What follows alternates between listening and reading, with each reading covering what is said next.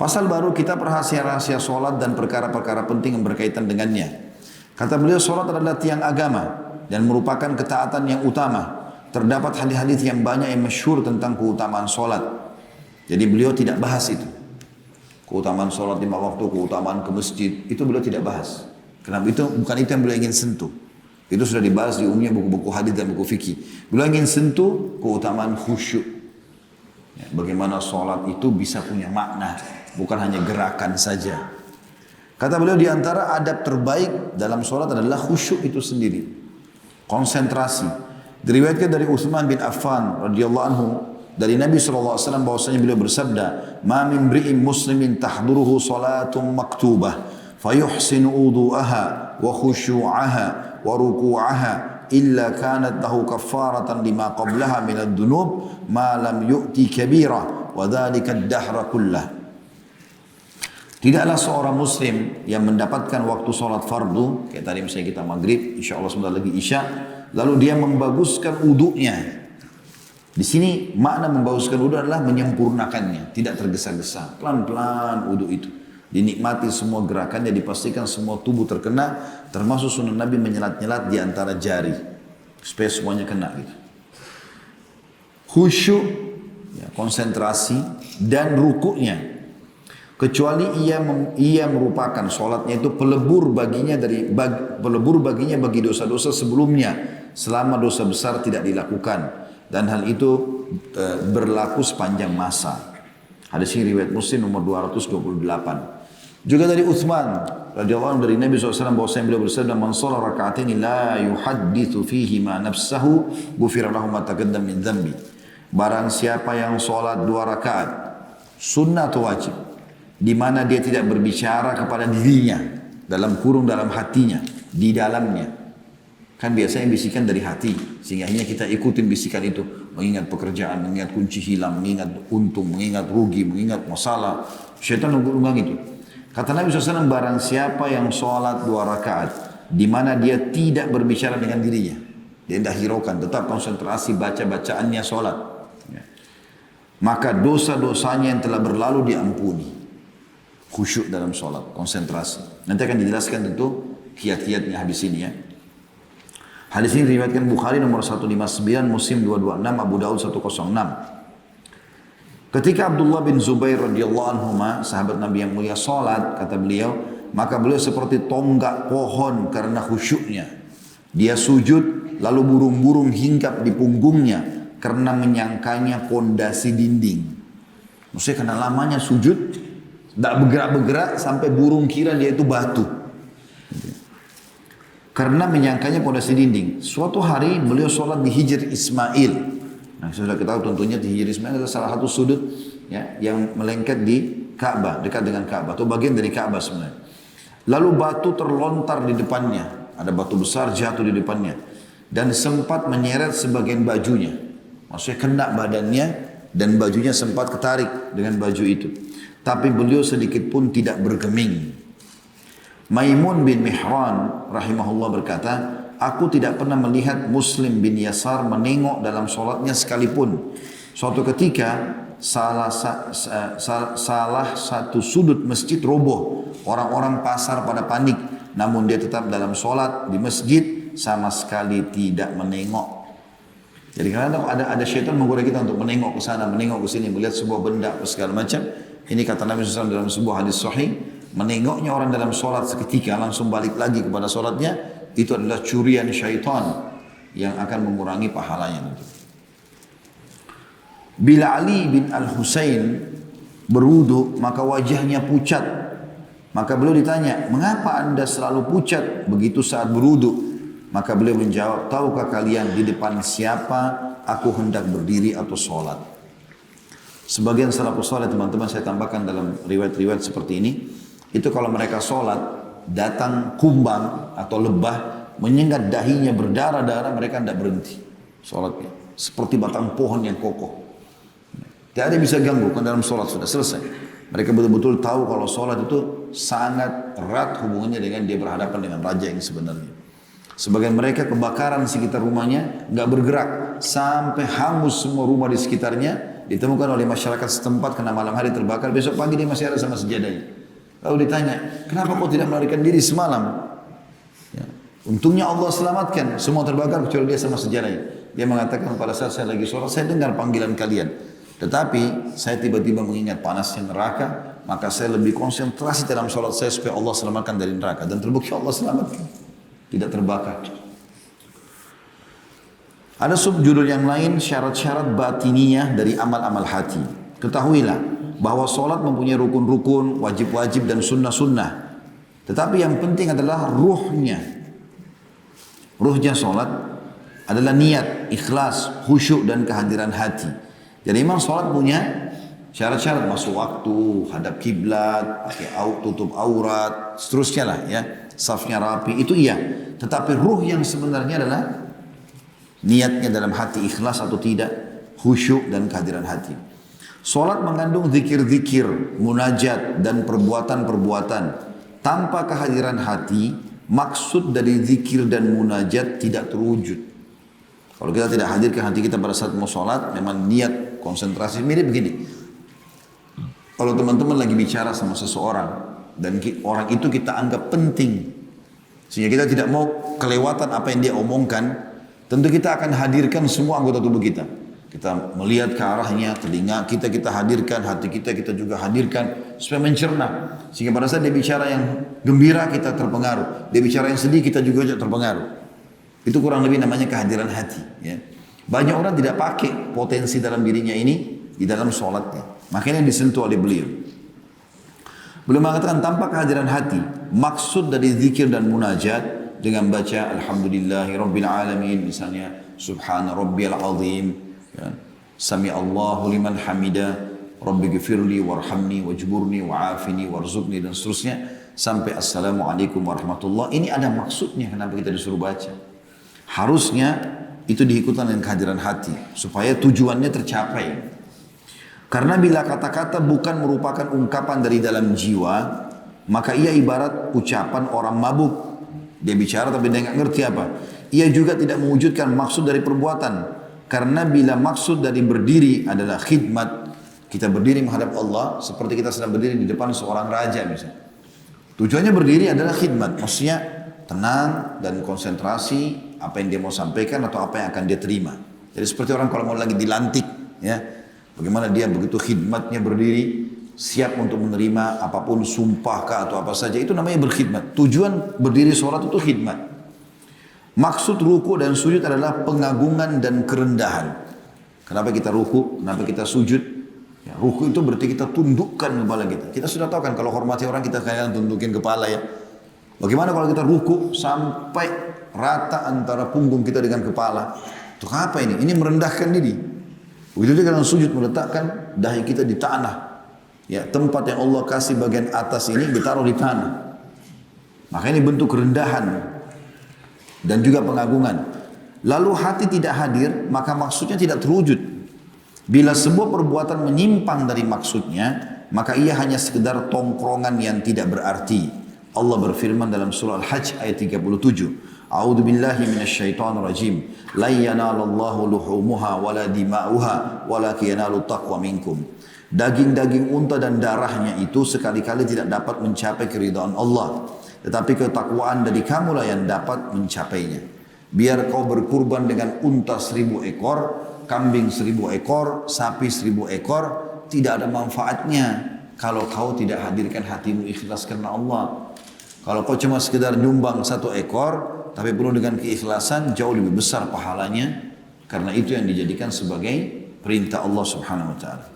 Intinya kata beliau adalah bahwa yang sampai kepada Allah adalah kriteria yang mendominasi hati. Sehingga ia mendorong untuk melakukan perintah-perintah yang dituntut kepadanya. Jadi kehadiran hati dalam sholat adalah keharusan, bukan pilihan. Antum konsentrasi hatinya harus hadir, itu adalah keharusan. Walaupun peletak syariah memaklumi, maksudnya Allah memaklumi kelalaian insidentil karena hukum kehadiran hati pada awalnya berlaku untuk selanjutnya. Jadi walaupun kadang-kadang antum lalai sedikit dalam sholat, Allah masih maafkan. Tapi sebenarnya yang diperintahkan asalnya adalah konsentrasi hati dari awal sampai akhir. Ada juga subjudul yang lain, ini terus berhubungan harus sama yang lainnya. Makna-makna batini yang menjadikan sholat menjadi hidup. Bagaimana caranya supaya sholat itu bisa punya makna? Makna-makna batin yang menjadikan sholat menjadi hidup berjumlah banyak. Di antaranya, yang pertama adalah kehadiran hati itu sendiri. Sebagaimana yang telah kami jelaskan, pemicunya adalah semangat tinggi. Karena bila semangatku terhadap sesuatu tinggi di saya, hatiku pasti hadir secara otomatis. Maka tidak ada cara menghadirkan hati selain memfokuskan konsentrasi kepada sholat. Fokusnya konsentrasi terkadang menguat dan terkadang melemah sesuai dengan kadar kuatnya iman kepada akhirat dan remehnya dunia. Bila kamu merasakan hatimu tidak hadir dalam sholat, maka sadarilah bahwasanya sebabnya adalah lemahnya iman. Maka berusahalah untuk menguatkannya. Jadi hadirkan hati di situ. Mirip tadi saya bilang, kita kalau mau bicara sama orang yang kita hormati atau memang kita akan berhadapan dengan orang yang kita segani, maka seperti apa sih kita menghadirkan telinga kita, penglihatan kita dan hati kita, seperti itulah kita menghadapi ya sholat kita. Makna yang kedua, usaha memahami makna ucapan. Yang pernah saya biasa singgung di awal-awal bahasan kita dulu ya. Bagaimana kita tahu apa itu doa iftitah, apa itu al-fatihah, artinya lah, apa itu inna atayna wal asr, makna-maknanya apa. Atau apa itu subhan rabbil azim, apa itu sami Allah hamidah, apa itu subhan rabbil ala, apa itu rabbi ghfirli warhamni, apa itu at-tahiyatu lillah wassalawatu wattayyibat dan seterusnya. Apa semuanya itu? Supaya pada saat kita baca, kita memahami maknanya. Ya. Seperti sekarang kalau saya bicara karena teman-teman faham, jadi lebih enak kan gitu. Coba kalau saya pakai bahasa Arab mungkin tidak faham, gitu kan. Contoh saja gitu. Usaha memahami makna ucapan, karena itu adalah unsur yang penting untuk kehadiran hati. Karena bisa saja hati hadir bersama lafaz tapi bukan bersama makna. Maka patut mengarahkan akal dalam upaya memahami makna dengan menepis bisikan-bisikan yang menyibukkan dan memutus bahan-bahannya. Karena bila bahan-bahan tersebut tidak diputus, maka pikiran tidak akan berpaling darinya. Unsur dasarnya bisa bersifat lahir, yaitu sesuatu yang melenakan pendengaran dan penglihatan, dan bisa jadi bersifat batin, dan ini yang lebih berat, seperti orang yang didera oleh tumpukan kesedihan di lembah-lembah kehidupan dunia. Pikirannya tidak terbatas hanya di satu bidang saja, menundukkan pandangan tidak berguna baginya, karena apa yang tertanam dalam hati sudah cukup menyibukkannya. Maksudnya gini, kalau orang mau sholat, misal contoh kita ambil sholat atau mau melakukan ibadah yang lain dulu, kita bicara sholat, karena di bab sholat, maka dia harus menghilangkan semua kesibukan dulu dari hatinya. Karena kalau orang sibuk dengan sesuatu, misalnya dia punya banyak masalah, ribut rumah tangganya, di PHK pekerjaannya, meninggal orang tuanya, misalnya bertumpuk semuanya satu kali, maka hatinya gundah, dia nggak bisa konsentrasi. Cara yang terbaik adalah dia coba memilah satu persatu, kemudian dia selesaikan. Biar selesai. Kalau nggak bisa. Maka dalam sholat seperti itu, dia harus menyelesaikan diri dari kesibukan itu semua. Obatnya kata beliau, bila unsur dasarnya bersifat lahir, maka dengan memutuskan apa yang menyibukkan pendengaran dan penglihatan, mendekat ke kiblat, memandang ke tempat sujud, menjauhi tempat-tempat yang berhias, tidak membiarkan sesuatu menyibukkan indrahnya. Jadi misalnya kalau secara lahir saja yang mengganggu kita, misal kita terganggu dengan suara bising, atau terganggu dengan penglihatan yang berwarna-warni di sejadah atau saja, maka kita tinggal pindah dari situ. Cari tempat yang tidak bising, cari juga tempat yang tidak ada warna-warninya. Karena Nabi SAW sholat sementara di depannya ada ambijaniyah. Itu ada footnote nomor 42, Ambijaniyah itu adalah nama sebuah kota sebenarnya ya. Di timur Halab, di negeri Syam. Dulu terkenal mereka itu membuat kain, bisa dipakai jadi sejadah, karpet, tapi banyak bunga-bunganya gitu. Pernah Nabi SAW punya itu di rumah, kemudian beliau sholat. Ternyata memiliki banyak corak-corak. Beliau lalu melepaskannya dan bersabda, Innaha alhatni anifa an sholati. Sesungguhnya kain ini melalaikanku dari sholat tadi. Beliau bilang begitu.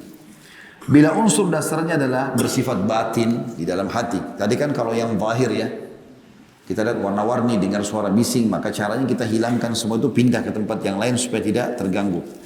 Kalau unsurnya batin dari dalam hati, maka jalan penanganannya adalah mengembalikan secara paksa kepada apa yang dibaca dalam sholat. Jadi kita lebih keraskan sedikit suara, lebih coba hadirkan fikiran, lawan itu. Dan menyibukkan diri dengan dari selainnya. menyiapkan diri untuk itu sebelum sholat dengan menunaikan kesibukan-kesibukannya, berusaha mengosongkan hatinya, memperbarui atas dirinya ingatannya terhadap akhirat dan pentingnya berdiri di depan Allah dan kengerian hisab hari kiamat. Bila fikiran belum juga tenang dengan itu, maka hendaknya dia menyadari bahwa dia sedang memikirkan apa yang dia sukai dan gandrungi. Maka hendaklah dia membuang hawa nafsunya tersebut dan memutuskan hubungan-hubungan tersebut. Jadi kalau misalnya dia tidak lagi konsentrasi dalam sholatnya, berarti ada sesuatu hawa nafsu dunia yang sedang dia kejar. Harus dihilangkan sama dia itu. Ada seorang salafus saleh dulu, dia hafal Quran, dia nuntut ilmu, dia ibadah.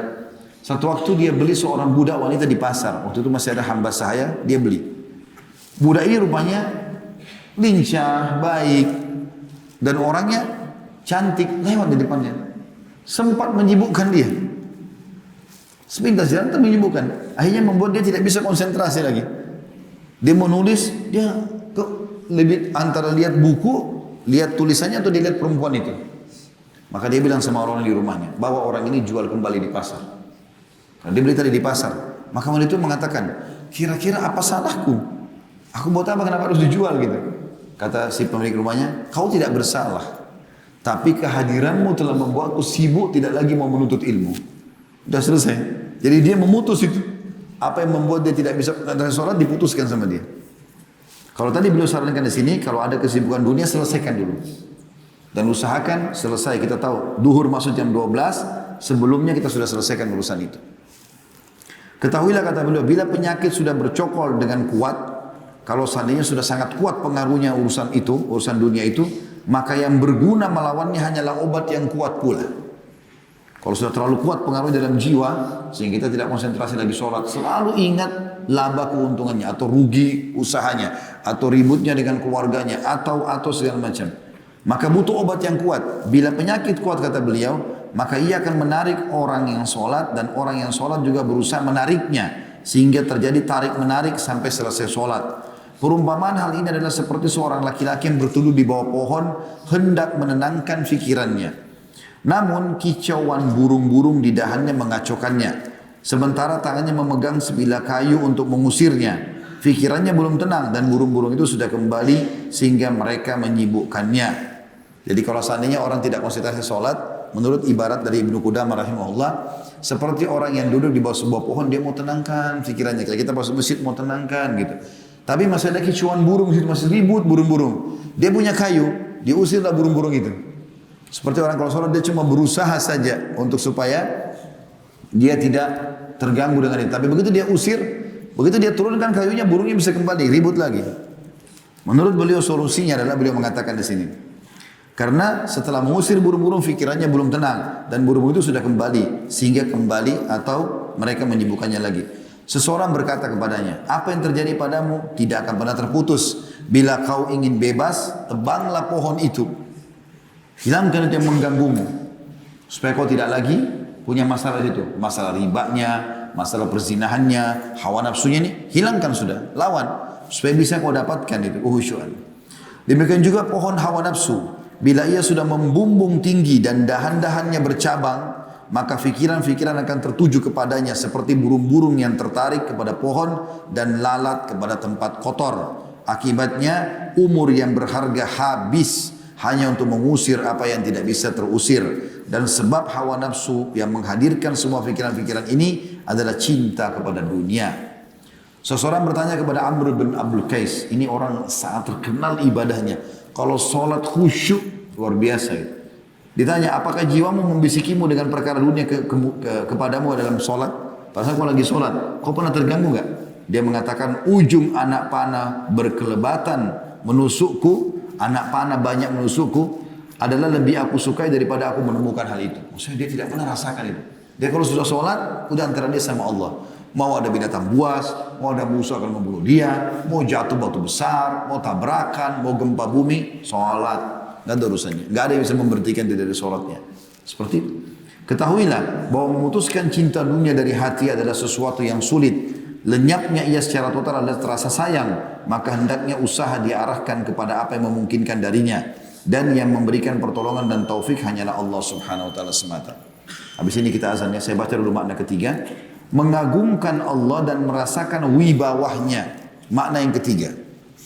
Bagaimana bisa sholat itu punya makna? Yaitu mengagungkan Allah dan merasakan wibawahnya. Sebelum saya baca lebih jauh, saya ingin titik beratkan begini. Teman-teman, coba sering tonton di YouTube, tulis itu keajaiban-keajaiban ciptaan Allah. Tonton tuh burung-burung, langit, pergantian siang malam, ceramah-ceramah, bukan lagi cuma ceramah masalah fikih, tapi ceramah menyentuh masalah keimanan. Kisah-kisah orang soleh, kisah tentang surga, tentang neraka, itu akan memunculkan wibawahnya Allah. Kalau kita sedang tunduk dan patuh kepada Allah. Ini berasal dari dua perkara. Mengetahui keagungan Allah dan kebesarannya, dan mengetahui kerendahan jiwa kita di hadapan Allah. Dan bahwa ia adalah diperhambakan. Kita agungkan Allah dan kita tahu kita adalah hamba yang rendah di hadapan Allah. Dan dua pengetahuan ini muncul ketundukan, dari dua perkara ini muncul ketundukan dan kehusyuan. Di antaranya adalah sikap roja atau berharap. Berharap atau roja memiliki makna lebih dari sekedar rasa takut. Berapa banyak orang yang menghormati seorang raja, dia takut kepadanya karena mencemaskan kemarahannya, sebagaimana dia juga mengharapkan kebaikannya. Artinya, berapa banyak orang yang bisa menghadirkan itu sebenarnya. Contohnya, dia pada saat menghadap kepada seorang raja yang disegani, satu sisi dia segan sama raja itu, di sisi lain juga dia mengharapkan ada pemberian, penghormatan dari raja itu. Sebenarnya potensi itu ada dalam diri kita dan itu bisa kita dapatkan dalam sholat. Sebelum masuk ke pasal lanjutannya, di makna ketiga tadi masalah mengagungkan Allah itu, jadi misal teman-teman sekalian, ada banyak riwayat menjelaskan tentang bagaimana mengagungkan Allah. Seperti misalnya kita seringnya menziarahi kubur, mengantar jenazah sehingga melihat dan menyadarkan diri kita. Bukan kita menyadari, ya, memang kita sengaja menyadarkan diri kita kalau kita akan seperti si mayit ini. Sering melihat geranda-geranda jenazah, ya. Kemudian kalau kita lihat fenomena orang meninggal seketika, itu semua bisa menambah kesadaran kita. Begitu juga dengan orang-orang yang kena gempa, bencana, bagaimana mereka dicoba oleh Allah Subhanahu wa taala dengan segala macam cobaan, kayak sekarang ada virus yang tersebar dan seterusnya. Semua itu sebenarnya harusnya mengingatkan seorang mukmin tentang keagungan Allah Subhanahu wa taala. Dinukil oleh Imam Qurtubi rahimahullah, ini salah satu bentuk ijtihad seseorang. Saya pernah sampaikan ke kalian tapi saya ingatkan kembali bagaimana dia berusaha untuk konsentrasi dan akhirnya khusyuk dalam ibadahnya kepada Allah dengan cara dia merasa secara pribadi dunia yang telah menyibukkan dia, maka dia melihat itu. Dia mengambil ijtihad dan dia berusaha sampai akhirnya sekitar 20 tahun dia tinggal di Masjid Nabawi, kerjanya cuma 5 waktu sholat, ibadah kepada Allah Subhanahu wa taala. Kisahnya ada seorang yang sukses di Madinah dan satu hari pada saat umurnya sudah mencapai sekitar 40 tahunan, dia melihat pada dirinya di cermin ada satu lembar jenggotnya putih. Tiba-tiba saja pada saat itu dengan kuasa Allah Subhanahu wa taala dia merasa ketakutan. Dan dia mengingat tafsir firman Allah SWT, وَقَدْ جَاءَكُمُ النَّذِيرُ, telah datang kepada kalian peringatan-peringatan. Kata ulama tafsir, peringatan itu bisa rambut uban yang muncul, bisa juga ya meninggalnya orang-orang terdekat, bisa juga lahirnya anak-anak. Dengan adanya anak-anak berarti sudah ada generasi pengganti kita. Bisa juga dengan kenaknya penyakit demam, itu sudah tanda-tanda kematian semua, dan seterusnya gitu kan. Maka dia mengambil kesimpulan kalau dia sudah dekat dengan kematian, karena ketakutannya dan dia tiba-tiba muncul rasa takutnya, dia di Madinah, waktu itu dia jarang ke masjid. Tapi pada saat itu dia pergi ke Masjid Nabawi, dia tinggal di Masjid Nabawi dan dia buat dirinya seakan-akan jadi gila. Maka setiap kerabatnya datang mau menyelamatkan dia, mau mengajak pulang, dia selalu buat dirinya seperti orang gila, ngomong sendiri segala macam. Sampai mereka pulang, dia tinggal di masjid. Padahal dia tidak gila sebenarnya. Sampai setelah jalan beberapa tahun seperti itu, kerjanya dia kalau orang sudah bubar, orang pergi kerja pagi hari, dia bersih-bersih masjid, sibuk dengan itu, nata-nata, Al-Quran, dan seterusnya. Maka satu waktu ada orang datang dari Irak, datang ingin menziarahi kuburan Nabi SAW dan juga sholat di situ selama 3 hari. Dia ingin tinggal dalam masjid, dia tidak ingin tinggal di luar. Maka dia lihat satu-satunya di masjid cuma orang ini saja. Tapi orang ini agak unik, setiap kali ada orang ajak ngomong, dia buat dirinya seperti orang gila, ngelantur ngomongnya. Tapi kalau orang-orang sudah bubar, dia baca Quran, dia berzikir, bersihin masjid. Kata orang ini kayak bukan orang gila, nggak mungkin orang gila gitu. Terus saja diikutin sama dia, termasuk di malam hari sholat tahajudnya, khusyuk, nangis, dan setiap malam selalu ziarah kuburan Baqi. Kalau ziarah kuburan Baqi, dia selalu sebutkan, ya Allah, kalau sudah tiba saatnya, maka aku sudah siap. Kalau belum siap saatnya, atau belum tiba saatnya mudahkanlah aku untuk beribadah kepadamu. Dia membahasakan itu. Orang ini dari Irak ini dengar. Intinya setelah 3 hari berlalu, orang ini pamit dengan orang masjid yang sudah dikenal, termasuk dia datang kepada orang ini. Begitu dia dekati langsung orang ini kayak buat dirinya orang gila. Kata anak muda dari Irak ini, ketahuilah wahai orang tua, sesungguhnya aku tahu anda tidak gila. Aku ini datang 3 hari di sini dan 3 hari aku perhatikan semua yang anda lakukan ini bukan orang gila. Anda cuma buat diri anda gila kalau ada orang ngajak ngomong, gitu kan? Memang dia sempat tanya beberapa orang masjid di situ, orang Irak ini. Mereka bilang itu orang gila, sudah sekian tahun gila di sini masjid. Kalau keluarganya mau datang jemput pasti dia sembunyi di belakang kuburan Nabi, belakang rumah Nabi, supaya dia nggak dipanggil pulang gitu. Maka tiba-tiba orang itu diam, langsung dia mengatakan, apa kau tahu saya tidak gila? Dia bilang iya. Tapi kata anak muda itu saya ingin tahu, kenapa? Apa ceritanya? Dia bilang ketahuilah wahai anak muda, saya ini termasuk orang yang paling kaya di Madinah, sukses semua usaha saya gitu. Tapi satu waktu saya lihat diri saya di cermin berapa tahun lalu ada jenggot putih, saya takut kalau itu adalah tanda ajal saya, maka saya tinggalkan semuanya itu, saya berikan kepada anak-anak saya, lalu saya sibuk di Masjid Nabawi. Dengan begini, saya tidak pernah ketinggalan sholat 5 waktu, saya tidak pernah ketinggalan baca hizib-hizib Al-Quran setiap hari, zikir pagi petang dan seterusnya, sebagaimana kau ketahui, saya pun bisa berkhidmat di Masjid Nabawi. Begitu mereka menyelamatkan dirinya, tapi ini ijtihad tentunya. Kalau kita tarik dalam keadaan kita sekarang, misal ada seseorang di antara kita kerja di satu tempat dan dia tahu itu merusak imannya karena banyaknya ikhtilat bercampur laki-laki perempuan, atau misalnya memang dia tidak bisa ibadah, nggak ada fasilitas ibadah, atau bahkan dia dilarang bahkan sholat Jumat, perempuannya dilarang tutup aurat, lalu tetap dia bertahan di sana, ini merusak khusyuknya sendiri. Dia harus bisa memangkas itu. Harus tadi, kalau sudah penyakit berat kayak ini kan berat, dia mau tinggalkan susah, ya serba salah, nanti namanya bagaimana, dapat kerja di mana, mau berikan keluarga makan dari mana, maka dia harus punya juga obat yang kuat. Tadi dikasih gambaran, kalau sudah sampai dia berusaha memberikan masukan-masukan pada perusahaan, dia harus begini-begini, tidak dikasih juga ibadah, maka dia menebang pohon itu. Maksudnya dia berhenti dari situ, cari tempat kerja yang lain, berkorban untuk Allah Subhanahu Wa Taala, baru bisa kita mendapatkan kehusyuan ini. Karena sulit mempertemukan antara kehusyuan dengan kemaksiatan tentunya. Sebagai penutup teman-teman sekalian, pasal yang terakhir dalam bab sholat, karena setelahnya insya Allah kita akan bahas bulan akan datang nanti, adab-adab berhubungan dengan masalah Jumat, juga masalah adab-adab sholat sunnah dan juga larangan-larangan dalam sholat. Setelah itu baru kita pindah ke zakat tentunya. Maka dalam masalah sholat ini, yang 5 waktu maksudnya, kita ada pasal tersisa, rincian tentang apa yang patut hadir dalam hati pada setiap rukun dan syarat dari bacaan dan serta gerakan sholat. Kata beliau, orang yang sholat hendaklah berharap pahala dengan sholatnya, ngejar targetnya seperti orang kerja ngejar poin atau gaji atau bonusnya. Sebagaimana dia takut hukuman bila melalaikannya, sebagaimana dia takut dipecat dari kantor kalau tidak kerjakan pekerjaannya. Orang yang sholat hendaklah menghadirkan hatinya pada segala sesuatu dari sholat, apapun dilupakan sama dia. Bila mendengar panggilan muadzin, hendaknya mengumpamakannya dengan panggilan kiamat dan menyingsingkan lengan baju untuk segera memenuhinya. Merenungkan dengan apa dia menjawab dan dengan badan apa dia hadir. Bila dia menutup auratnya untuk segera menghadiri sholat, maka hendaknya dia mengetahui bahwa maksud darinya adalah menutupi aib-aib pada tubuhnya dari pandangan manusia. Jadi bukan cuma sekedar pakai baju supaya masuk dalam syarat sholat, tetapi dia lebih mengambil pelajaran bahwasanya sholat mengajar dia untuk menutupi aib-aibnya. Maka hendaknya dia mengingat aurat batin dan aib hatinya yang tidak diketahui kecuali oleh Allah. Jadi bukan cuma sekedar tutup kulit kita atau aurat secara lahirnya, tapi secara batin ini banyak.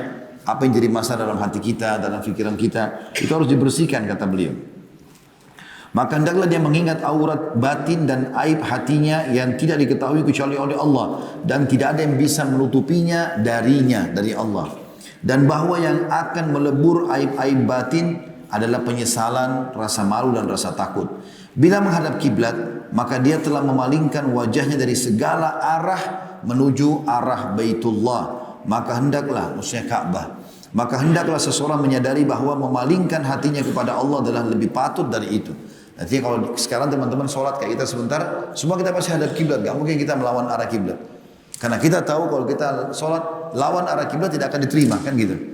Bagaimana kita menghadirkan konsentrasi kita pada kiblat itu, kata beliau, menghadirkan hati menghadap kepada Allah lebih penting daripada konsentrasi menghadapkan diri kepada kiblat itu sendiri. Sebagaimana seseorang tidak mungkin menghadap ke arah Ka'bah kecuali dengan meninggalkan arah-arah yang lain. Maka demikian juga dengan hati.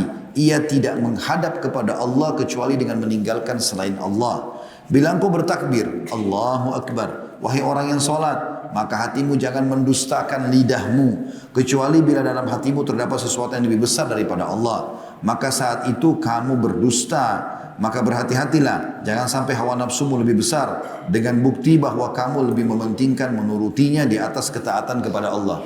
Jadi kalau kau menghayal, mengingat lawan jenis, mengingat pekerjaan, mengingat kunci yang hilang, kamu seperti mementingkan itu daripada Allah Subhanahu Wa Taala. Dan tidak bisa kita beralasan, oh syaitan kuat nih, dusta, syaitan lemah. Mana syaitan sekarang? Ada di sini syaitan datang mencekik kita, menutup mata kita. Gak ada. Bahkan bisikannya pun tidak terdengar. Karena lemahnya gitu kan. Dia ada.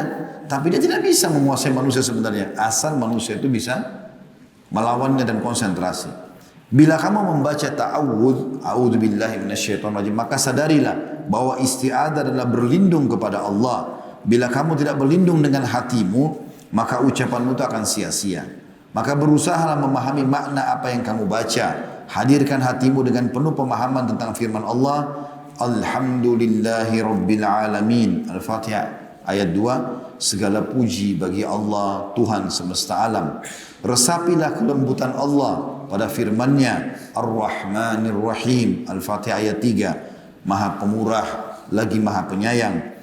Renungkanlah keagungannya dalam firman Allah Maliki Yaumiddin, yang menguasai hari pembalasan. Maksudnya kau sedang bicara sama Tuhanmu nih. Demikian seterusnya dengan apa yang anda baca. Kami meriwayatkan dari Zurara bin Aufa bahwa dia membaca dalam salatnya surah Al-Muddathir, dan ketika sampai ayat faida nukira fin naqur, apabila sangkakala telah ditiup, maka dia tersungkur menjadi mayat. Ini riwayatkan Tirmidzi nomor 455. Hal itu tidak lain kecuali karena dia membayangkan kondisi tersebut, maka akibatnya dia pun meninggal saat itu juga. Rasakanlah tawadhu, merendah dalam rukukmu karena kamu sedang tundukkan kepalamu dengan tenang, konsentrasi. Tambahkan kehinaan dalam sujudmu, makin kau merendah karena kamu telah meletakkan jiwa pada tempatnya. Kamu mengembalikan cabang ke asalnya dengan bersujud ke atas tanah di mana darinya kamu tercipta. Fahamilah makna zikir-zikirnya dengan penuh perasaan dan penghayatan. Ketahuilah bahwa menunaikan solat dengan syarat-syarat batin ini merupakan sebab bersihnya hati dari karat dan noda, dan terciptanya cahaya-cahaya padanya yang dengannya seorang hamba dapat menyingkap keagungan Tuhan yang disembahnya dan membuka rahasia-rahasianya. Dalam surah Al-Ankabut ayat 43 Allah berfirman, وَمَا يَأْكِلُهَا إِلَّا الْعَالِمُونَ, dan tidak ada yang memahami kecuali orang-orang yang berilmu. Adapun orang yang menunaikan solat secara lahir saja tanpa makna-maknanya, sekedar gerakan, maka dia tidak akan melihat apapun darinya. Sebaliknya dia mengingkari keberadaannya. Jadi begini, sebagai penutup teman-teman sekalian, coba sebentar pada saat solat, kita akan solat isya insya Allah. Kalau solat berjamaah biasanya memang sunnahnya, tentu imam tidak bisa berlama-lama. Tapi pada saat antum lagi solat sendiri, coba lakukan sebentar, walaupun cuma 2 rakaat. Wudu dengan niat dalam hati betul-betul ingin mengerjakan satu sunnah. Misal niat salat taubat kah, salat wudu kah, atau salat nafilah, sunnah secara umum. Wudu dengan konsentrasi tenang, nikmati setiap gerakan tangannya, resapi dan lihat tetesan air yang jatuh bersamanya dosa-dosa kita. Kumur-kumur dengan hidung, kita membayangkan memang dosa di mulut kita yang akan keluar. Kita berkumur-kumur maksimal, buanglah. Usap di wajah, dosa di mata akan jatuh. Usap tangan, usap kepala, kaki semua akan menjatuhkan dosa-dosa. Setelah itu hadap kiblat dengan tenang, konsentrasi, tenang dulu, lihat tempat kiblat, ya. Kemudian renungi kalau kita akan sholat baru Allahu Akbar. Langkah pertama, ya mungkin belum bisa sampai maksimal khusyuknya, tapi langkah pertama untuk melakukan dan coba terapkan beberapa hari, konsentrasi saja pada bacaan. Usahakan tidak luput satu huruf pun. Misal mulai baca Allahu Akbar. Wajjahtu wajhiya lilladzi fataras samawati wal ard, ya, atau Allahumma ba'id baini wa baina khataayaya kama ba'adta bainal masyriqi wal maghrib. Pelan-pelan bacanya. Jangan seperti orang kumur-kumur saja, ya. Setelah itu baca Al-Fatihah, tenang, Bismillahirrahmanirrahim. Alhamdulillahi Rabbil Alamin. Perdengarkan diri kita sendiri, tenang. Sampai waladdallin. Walaupun setelahnya cuma baca Al-Ikhlas, baca Bismillahirrahmanirrahim. Qul huwallahu ahad. Berhenti dulu. Allahus samad. Berhenti dulu. Kalau antum mau lebih baik lagi, sebelum sholat, sudah tahu surah apa yang antum mau baca. Misalnya Al-Fatihah sama Al-Ikhlas. Baca terjemahannya. Setelah itu baru antum pakai baca. Ruku. Allahu Akbar. Tadi, bawa dalam makna ketundukan kita ruku itu. Baca. Dan fahami artinya. Subhana Rabbiyal Azim. Maha suci Tuhanku yang maha agung. Ulangi lagi. Subhana Rabbiyal Azim. Subhana Rabbiyal Azim. Setiap ucapan renungi maknanya. Kalau tidak belum tahu pun artinya, mau dikerjakan praktik ini nggak masalah. Coba baca saya dengan tenang. Setelah itu bangun, setelah selesai tenang dulu. Sami Allahu liman hamidah. Baru bergerak. Kemudian baca. Tenang. Rabbana walakal hamd. Betul-betul antum nikmati sholat itu. Sampai sujud. Letakkan sujud di kepala. Dahi kita di tanah. Dengan penuh konsentrasi. Subhana Rabbiyal A'la. Satu kali.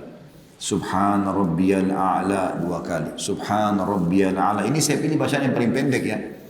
Ada Subhana Rabbiyal A'la wa bihamdi. Ada Subuhun Kudusun Rabbul Malaikati Warruh. Ada banyak.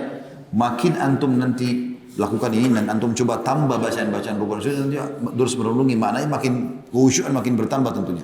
Saya pernah praktikkan baca dalam satu sholat itu 2 rakaat, saya baca semuanya dengan tenang. Itu luar biasa gitu.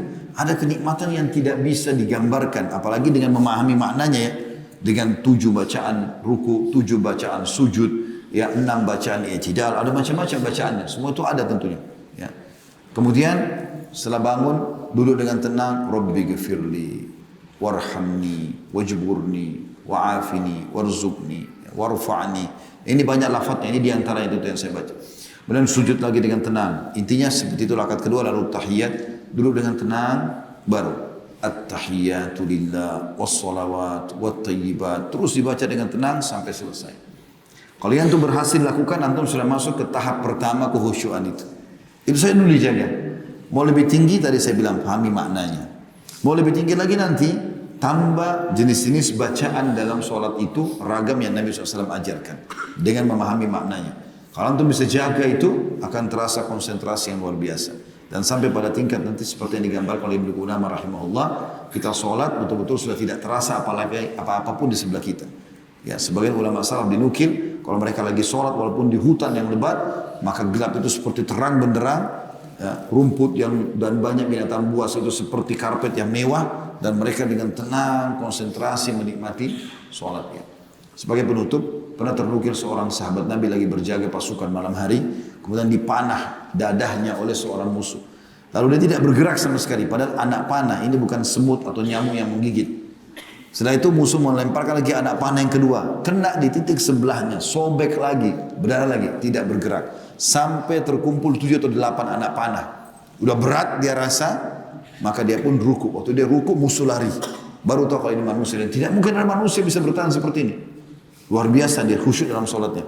Lalu kemudian dia selesai salam, dia mengatakan, demi Allah, kalau seandainya saya bukan khawatir, kalau saya terbunuh, dia lepas lagi anak panah saya terbunuh, Rasulullah SAW dan para sahabatnya terbunuh nanti, diserang tiba-tiba, maka aku akan selesaikan surah Al-Kahfi yang aku baca pada sholat itu. Jadi sampai tusukan tombak pun atau tusukan anak panah pun tidak terasa bagi dia. Karena konsentrasi yang dia rasakan atau dia sudah khusyuk. Allahu a'lam.